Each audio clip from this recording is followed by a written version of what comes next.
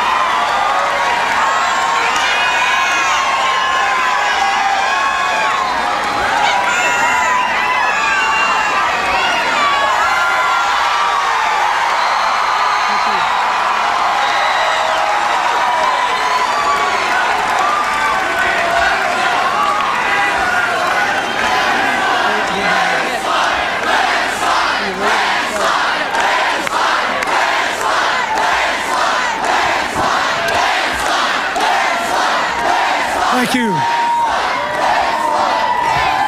Thank you.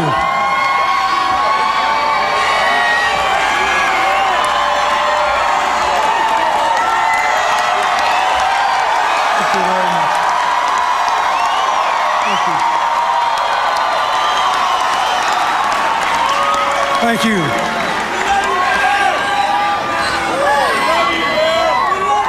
My fellow Americans,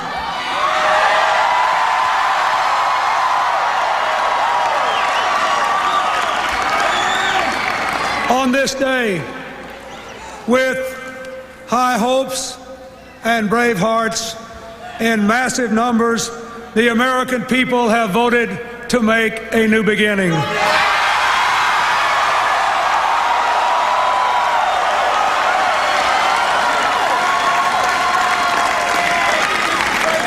This election is a clarion call for our country to face the challenges of the end of the Cold War and the beginning of the next century. To restore growth to our country and opportunity to our people.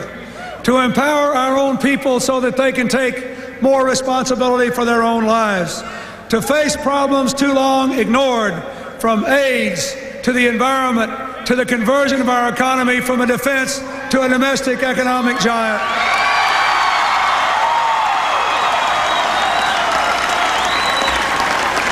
And perhaps most important of all, to bring our people together as never before so that our diversity can be a source of strength in a world that is ever smaller, where everyone counts and everyone is a part of America's family.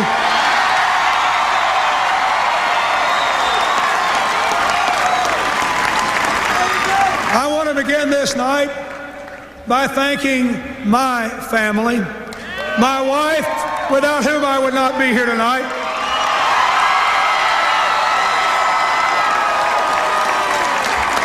And who I believe will be one of the greatest first ladies in the history of this republic.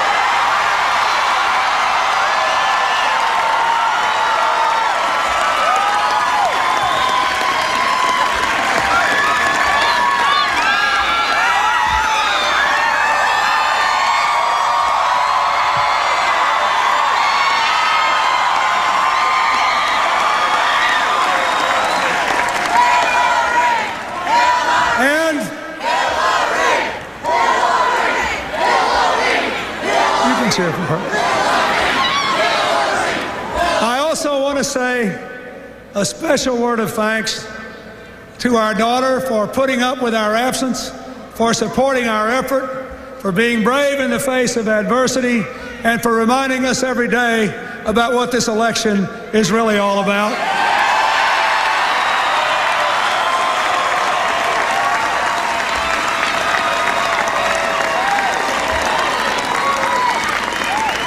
I want to thank my mother, my brother, my stepfather, my mother-in-law and father-in-law, my brothers-in-law, and my sister-in-law, who carried this campaign across this country and stuck up for me when others were trying to put it down. I love them and I thank them.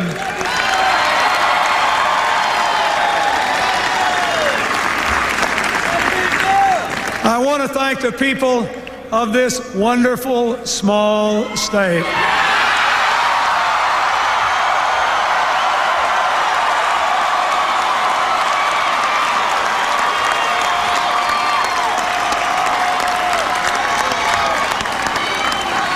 Time after time, when this campaign was about to be counted out, the Arkansas Travelers exploded out of this state around the country to tell people the truth about what we had done here together, how we had pulled together, what we believed in, and what we could do as a nation.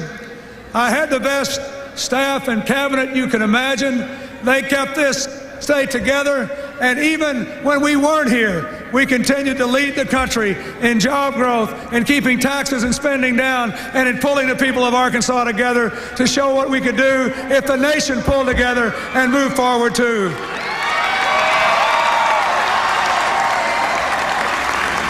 I want to thank the people who were in that infamous group, the FOBs, the Friends of Bill and the Friends of Hillary.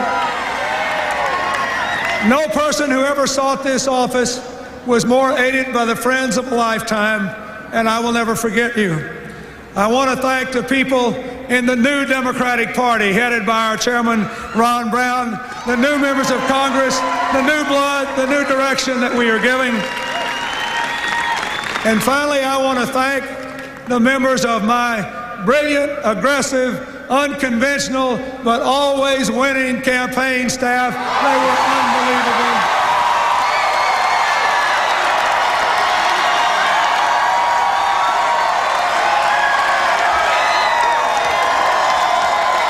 And they have earned this.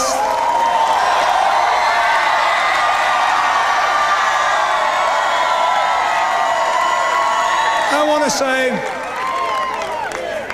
if I might, a special word of thanks to two people who lost their lives in the course of this campaign, without whom we might not be here tonight. Our friends Paul Tully and Vic Razor, our prayers are with them. They're looking down on us tonight, and they're awful happy.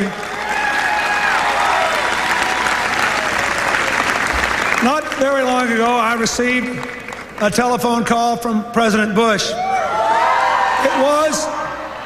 It was a generous and forthcoming telephone call of real congratulations and an offer to work with me in keeping our democracy running in an effective and important transition. I want all of you to join with me tonight in expressing our gratitude to President Bush for his lifetime of public service, for the effort he made from the time he was a young soldier in World War II to helping to bring about an end to the Cold War, to our victory in the Gulf War, to the grace with which he conceded the results of this election tonight in the finest American tradition. Let's give Mr. Bush and his family a hand.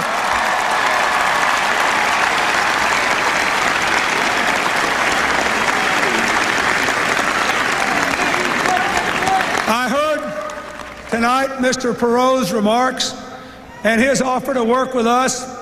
I say to you, of all the things that he said, I think perhaps the most important that we understand here in the heartland of Arkansas is the need to reform the political system, to reduce the influence of special interest and give more influence back to the kind of people that are in this crowd tonight, with the tens of thousands, and I will work with him to do that.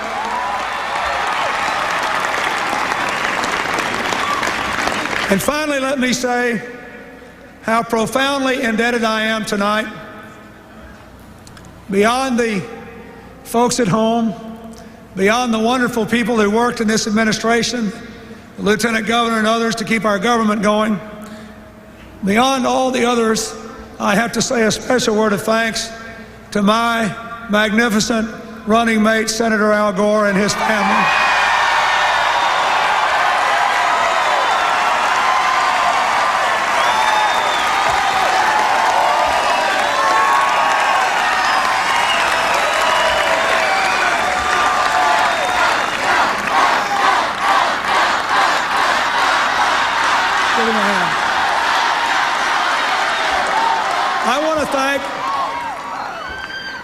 I want to tell you that Al and Tipper, Hillary and I have become friends. I admire them for what they stand for. They're enjoyable to be with. They believe in our country. Al Gore is a man of almost unparalleled combination of intelligence, commitment, compassion, and concern to the people of this country, to our obligation to preserve our environment, to our duty to promote freedom and peace in the world. And together, we're going to do our best to give you a new partnership for a new America.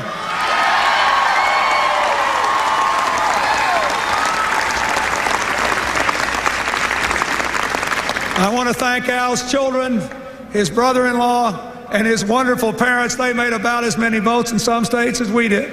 I think we carried every state that Senator and Mrs. Gore campaigned in. Their percentage was the best of all. I want to say that we have established a partnership in this campaign that we will continue into this new administration. For if we have learned anything in the world today, it is that we can accomplish more by teamwork, by working together, by bringing out the best in all the people that we seek. And we will seek the best and most able and most committed people throughout this country to be a part of our team. We will ask the Democrats who believe in our cause to come forward, but we will look too among the ranks of independents and Republicans who are willing to roll up their sleeves, be a part of a new partnership, and get on with the business of dealing with this nation's problems.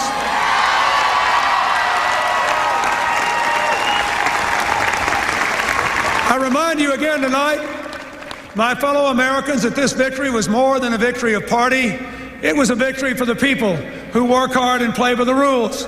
A victory for the people who feel left out and left behind but want to do better.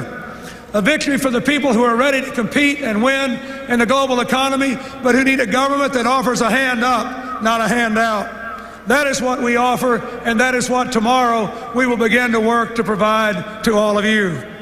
Today, the steel worker and the stenographer, the teacher and the nurse had as much power in the mystery of our democracy as the president, the billionaire, and the governor. You all spoke with equal voices for change, and tomorrow we will try to give you that.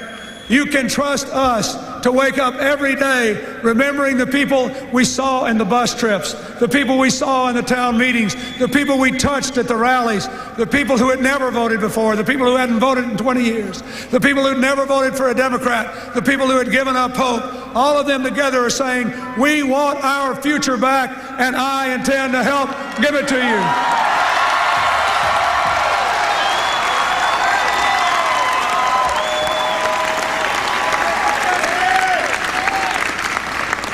I say to all of those who voted for us, this was a remarkable coalition for change. Many of you had to put aside this or that personal ambition to be a part of a broad, deep commitment to change this country. I ask you to keep that commitment as we move from election to governing. We need more than ever for those of you who said, let's put the public interest over personal interest, to keep it right there for 4 years so we can turn this country around. I say to all those who voted for Mr. Bush or Mr. Perot, those who voted for the president, those who voted for Ross Perot, I know you love your country too. I ask you to listen to the voice of your leaders. I ask you to join with us in creating a reunited states, a united country with a new sense of patriotism to face the challenges of this new time. We need your help too, and we will do our best to deserve it.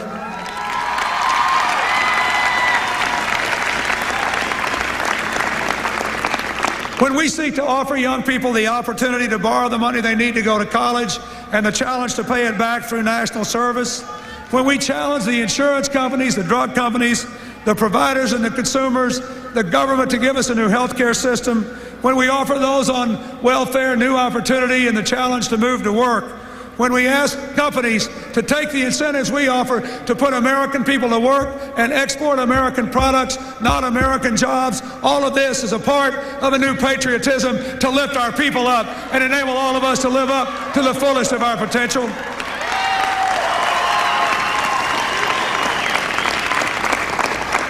I accept tonight the responsibility that you have given me to be the leader of this, the greatest country in human history. I accept it with a full heart and a joyous spirit. But I ask you to be Americans again, too. To be interested not just in getting, but in giving.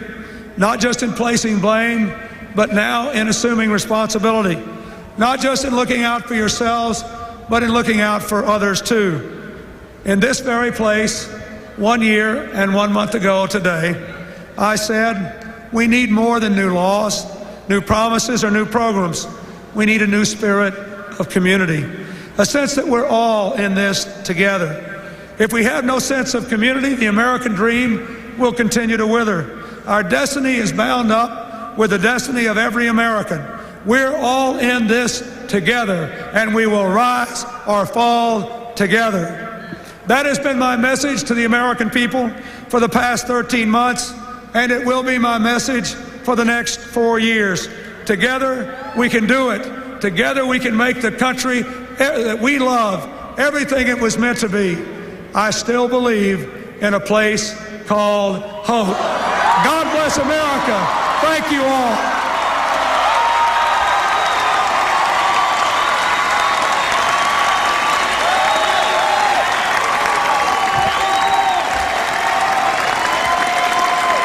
And now, I would like to ask Senator Gore to come up here and say a few words as we begin our new partnership for a new country. Please welcome him to the platform.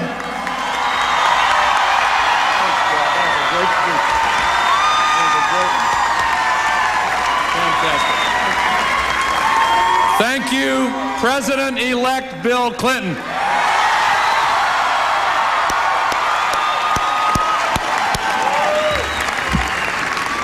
For Tipper and me and our 4 children, this has been an extraordinary journey. I want to, first of all, thank Bill and Hillary and Chelsea, knowing of all the sacrifices they have made and the hardships they have endured. And I would like to thank the person who is most important in my life, Tipper Gore.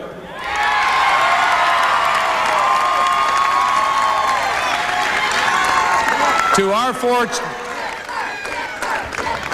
four children, Corinna, Kristen, Sarah, and Albert, to my parents, Albert and Pauline Gore, and to my brother-in-law, Frank Hunger, I can never express the thanks that I feel in my heart.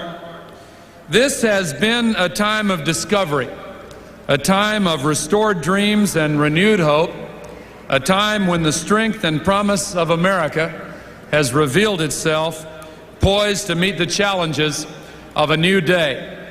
None of this could have been possible for me without the people of the state of Tennessee, and I want to thank them from the bottom of my heart.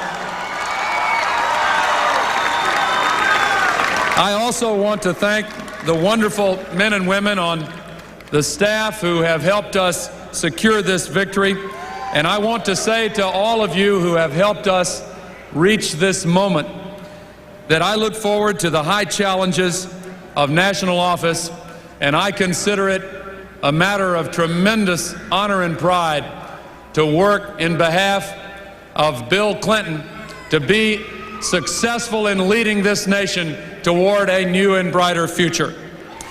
Bill Clinton spoke sensibly and honestly to the American people. As the attacks against him became more and more desperate, he remained calm. He believed in the American people and kept faith that hope would indeed triumph over fear. Bill Clinton won because he was willing to lose. He refused to mislead voters. He stuck to his beliefs. He asked for your vote by challenging you to make America better. Where I come from, we have a name for that. It's called character.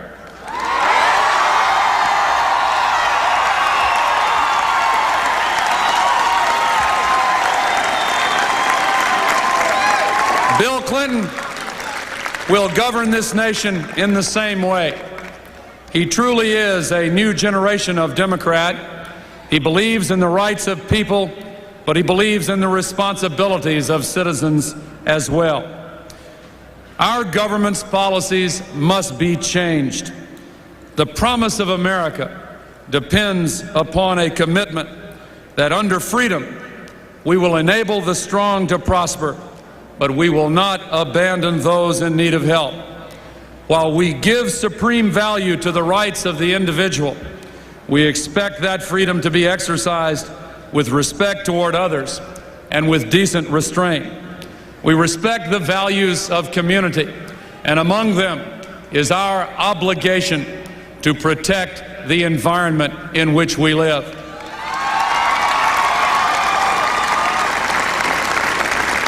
We feel good tonight having won an election, but think of how we're going to feel when we change a country. There is a sense of excitement and possibility this evening. We have won, and many of you will be able to tell your children about it one day. But if we change this country, if we restore it to greatness, then we will have given them something much greater than the memory of this evening. We will have restored the basic thread in the American dream, the responsibility of one generation to the next. We will have given them back their future. This election is not simply a change of leaders. It is a change of generations. For the first time, the executive office will be occupied by leaders born after World War II. I don't want to overstate the dimensions of this difference. After all, neither Bill Clinton nor myself are as young as Teddy Roosevelt or John Kennedy when they took office, nor does that change of generations represent a difference of belief. We share, as did our predecessors, an unyielding commitment to the principles on which this country was established over 2 centuries ago. But we will bring a different perspective and a renewal of energy. We are the children of modern America, close to its desires and to its difficulties, charged with the exuberant optimism which so often characterizes a younger generation of leaders. And only the optimist, only those who believe that constructive change is within our powers can hope to achieve it, and we intend to accomplish that achievement. Although this is not the first time we have witnessed the elevation of a new generation of leaders, it is the first time that both candidates have come from the South.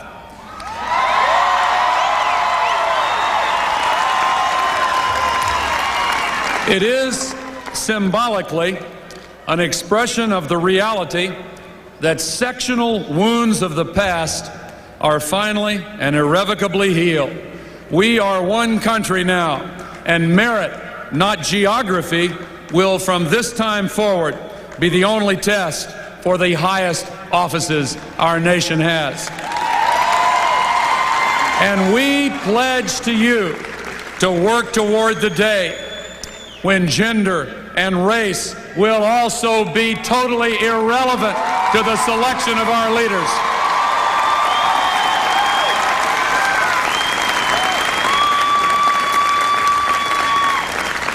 The deeper meaning of this election is our commitment to end the divisions in our nation. Those who helped us to win this victory represented an astonishing diversity of interests and opinions.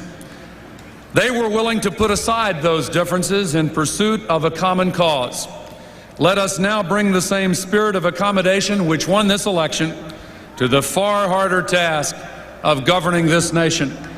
We all have a common stake in national growth, in justice, and in the strengthening of freedom. Surely, if we could bridge our differences for the sake of an election, we can put them aside on behalf of a far greater cause, the future of the American nation. The election is a mandate for change. It is good to remember that this election also affirms certain fundamental things about our lives together as Americans. We are still participants in a great experiment: the sovereignty of the people to rule themselves, the power to create and to destroy governments of persons elected from among them, and the idea that governments exist in order that citizens may exercise their inherent rights to life, liberty, and the pursuit of happiness. These are still the most radical political ideas ever expressed in the history of nations. And this year, it was, after all, the American people who forced the debate to stay on the issues when others would wander.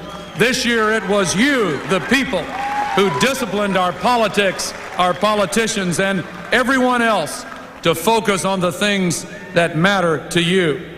And you have given us a great opportunity to help America move forward, to end the distress of the present, and to renew this nation's voyage toward ever-enlarging opportunity for all our people. And that's the journey we will attempt. Not just Governor Clinton and I, but all of those who supported us, and those multitudes who may have voted for our opponents, but who share our belief in America's great possibilities. And so to all of you I say, welcome aboard the great ship USA. We're about to embark on a new journey together, and it's time for us to go.